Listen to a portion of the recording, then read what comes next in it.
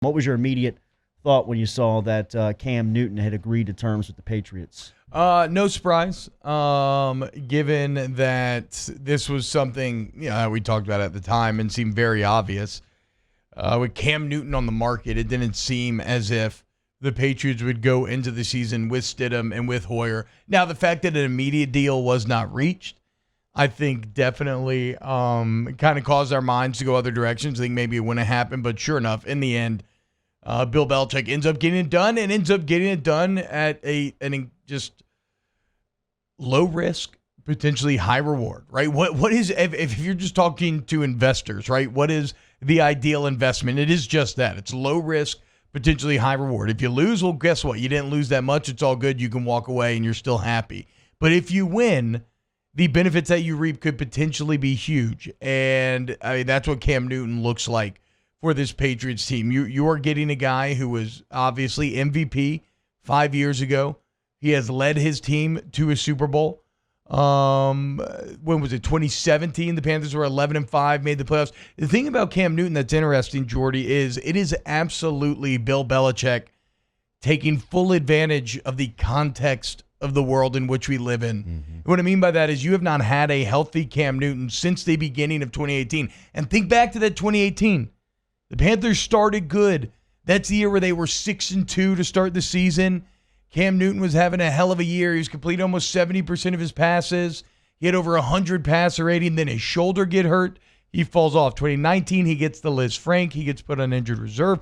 So you haven't really gotten a fully healthy Newton in nearly 2 full years. And so when you combine that with the pandemic and with the fact that teams couldn't get him in building to evaluate, couldn't get their doctors to evaluate him, nobody was willing to take that risk. Well, guess what? Then Cam gets to kind of pick and choose, and then the Patriots roll in and they say, well, look, we can't commit too much to you because we don't know exactly where you are health-wise, but we'll give you this. And they put a lot of incentives in there, even though it is a base league minimum deal.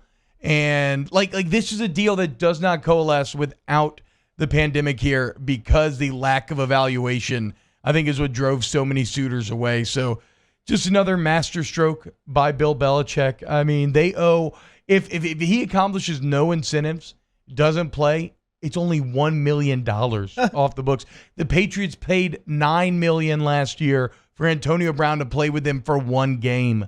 They're not worried about paying. And then guess what? If he does do well, that's all good. And then you only have to pay him $7.5 max if he matches every incentive in that contract that he has. So, I mean, there is just not a negative angle to this signing if you're a Patriots fan. A healthy Cam is a day one starter for the Patriots, right?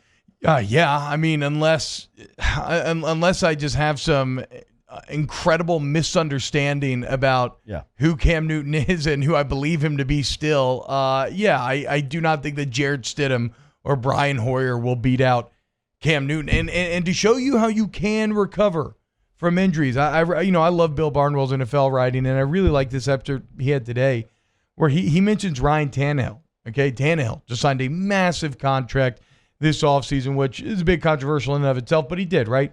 If you look back to just a few years ago with Ryan Tannehill, he had torn his ACL in a year in which he had a QBR of, I think it was like 48.6. The following year, he tore his ACL again in the offseason. Then in 2018, he has an injury to his shoulder, which causes him to miss time. And then he comes back in 2019. He has a good year, and he signs a big contract. So you can still recover. And Liz Frank is not a career ender or anything for a quarterback. I just think it's a hell of a signing on every front for as far as Cam Newton's concerned. The other thing is, Jordy, if you look at how the Patriots have built their team, especially in this offseason, it's also not like Cam has to be the main driving force of success. For sure. They ideally want to win with defense. They want to run the ball more. Like if it won't be Cam Carolina's way of winning. Yeah, no, they're not going to put it all on him. And if they, but the interesting thing about Newton's skill set is if they wanted to adopt some of the concepts that you see Greg Roman and Lamar Jackson and the Ravens using, a lot of these, they now have the tight ends, the O-line, like a lot of these motions, these almost wing T concepts. They can do that. And so they can be a defense and running the ball team, which Bill Belichick has used to great effect in the past. So, yeah, I mean, barring like just some terrible personality fits, which I also don't see being a problem. We've seen Belichick working guys from, all kinds of kind of turbulent backgrounds. I think it's going to be a success.